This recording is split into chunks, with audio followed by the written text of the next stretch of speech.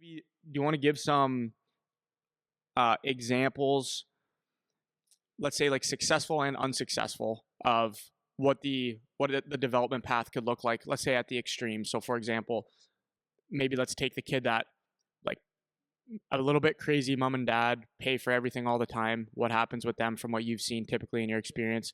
And then maybe the flip side, you get kids that kind of show up later on that never really paid for much. Because I'll give you a little context for this too. I had a question. A guy reached out to me yesterday, and he was asking about his 4-year-old.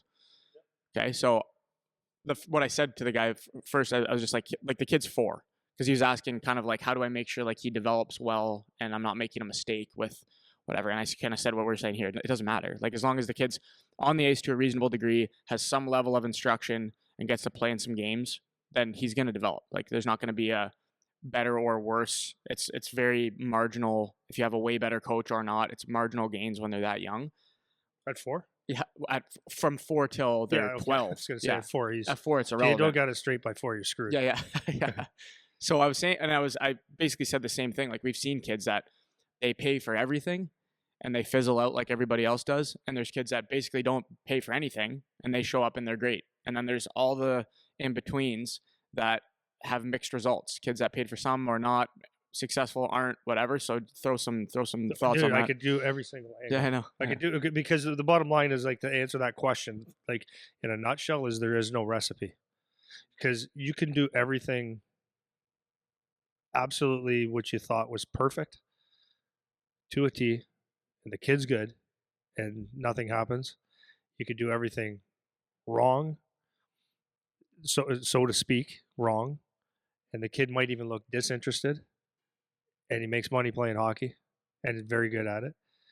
And you could do everything in between, and I've literally seen it all. So let me just think. I'm just looking at the wall here. Dalton Prout, right?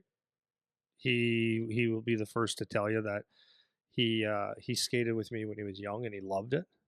His dad was like very reluctant to bring him out, and not because he didn't like me or whatever, but he was like, it made me skeptical of like what skill development is.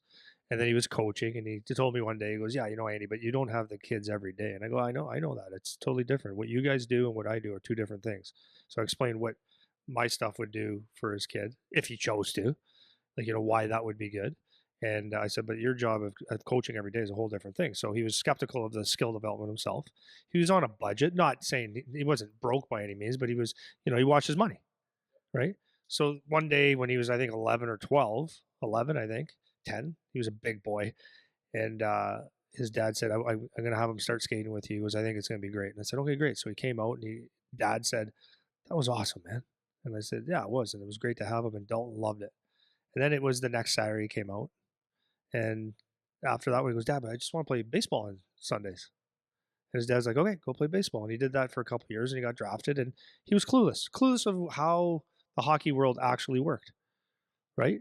But he worked hard, and he figured it out, and he made the NHL. So there's one. Yeah. Made the NHL.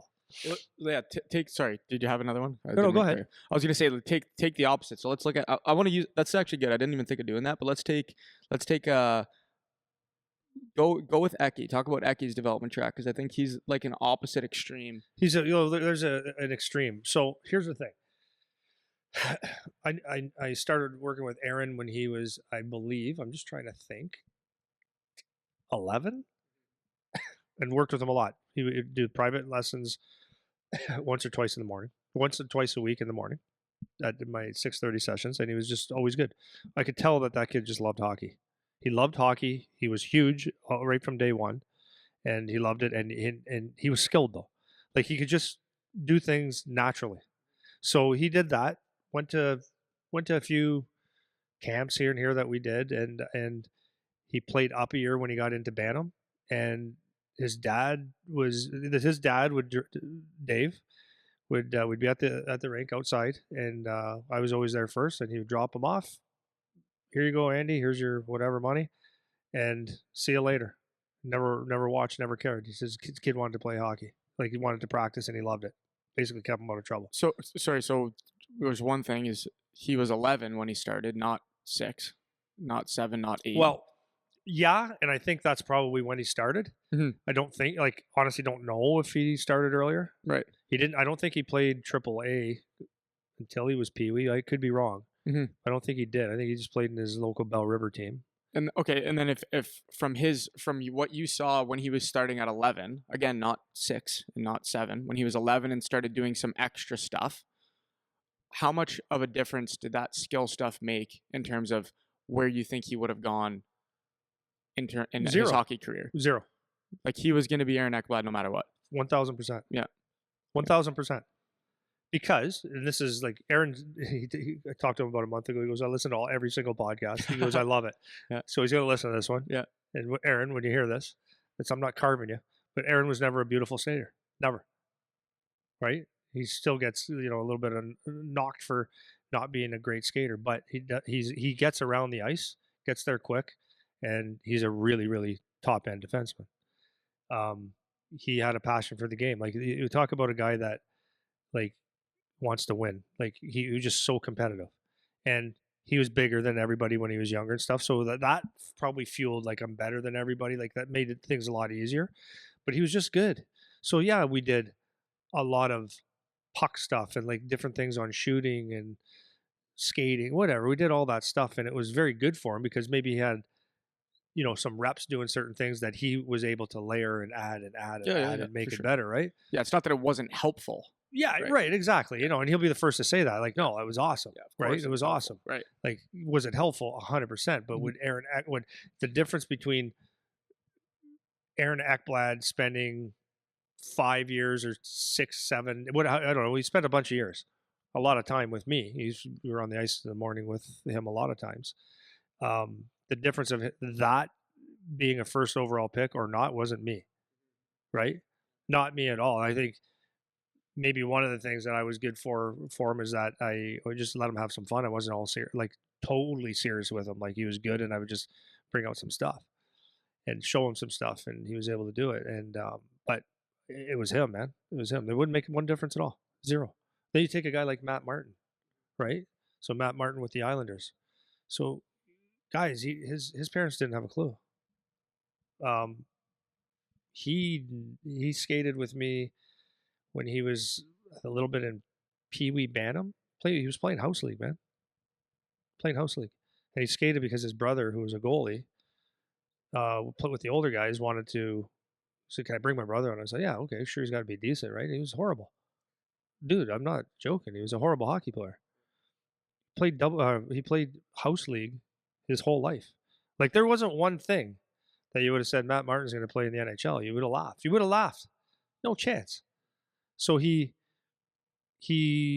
got, I think he might have played A hockey or double A his last year of midget, and then he went to junior C, and then he ended up signing with the Sarnia Sting, and then was on a line with Stamkos, and he carved out his thing there. And there's obviously a couple steps in between, but he was not a good hockey player when he was young, and there was nothing that his parents did to make him better, and that's not cutting them up. He just happened to enjoy it and play. And he's got, I forget how many years he's got now. He's got to be close to, in the NHL. He's close to 15 years. I want to pull it up here. Since his first year would have been 2010. There you go. 2009-10, but he was down. He was in the AHL. So 13 years. 13. He didn't spend a lot of time in the American League, but he found a niche and he did it. There's if you would have said this guy's going to be the one guy in this area that's going to play in the NHL for 13 years, not one person would say, oh yeah, I can see it. Not a chance. So he didn't do camps. He didn't do, not that I'm aware of. He didn't do it with me, and I was the only one doing it around here. That's where everybody went. He's had a longer career than most guys his age. So the last one maybe that we could use as an example, because this was one, he was a year older than me, is Matt Pumple.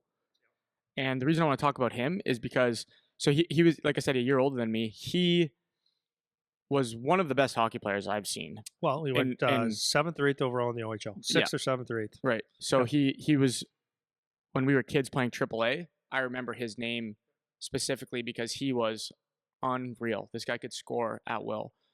And a lot of people listening probably don't even know who that is. Right. First round pick Yeah. in the NHL. First round pick in the NHL. So I want you to talk about his development track a little bit. And we're not carving him or anything like that. But I'm just talking about the differences on, here's a guy that was like a superstar. Like this was like a superstar kid, you know, top pick, top end.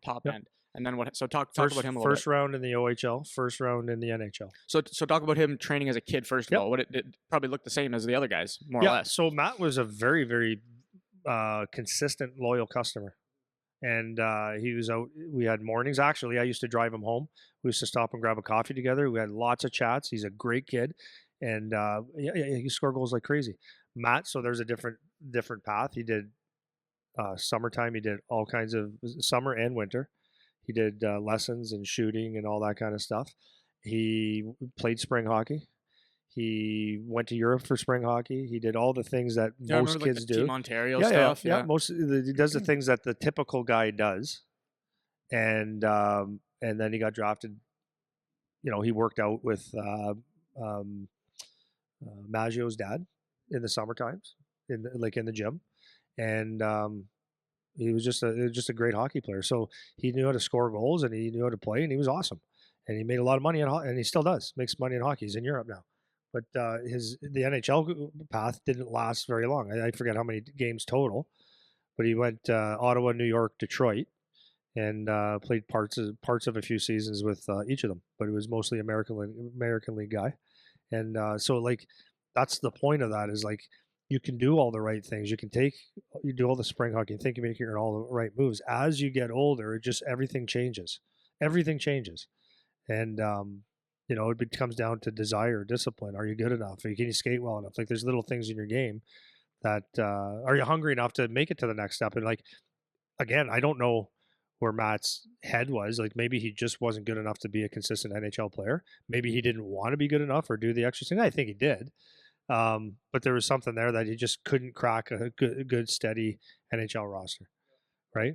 But he's still making a really nice living at it.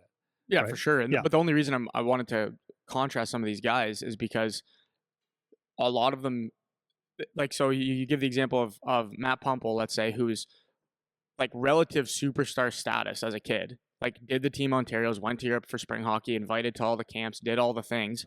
And this isn't a guy that's like a superstar or a top end or even a consistent player in the NHL, having done all the stuff when it looked like he probably would be when he was a kid. First round NHL. You know? So there's an example. Then you contrast that with a guy like Dalton Prout. It's like he did probably, let's say, what the typical like middle class hockey playing kid might do. Played baseball. Yeah, played multiple sports, did a little bit of extra when he got a little bit older, didn't take it too seriously. And this guy played in the NHL for what, 13 seasons? For pro for 13, 10, Dalton? Whatever, yeah. Yeah, close to 10. So there's and example, Matt Martin, and then there's a guy that didn't do nothing. He didn't do anything, and he's been playing still to today. Well,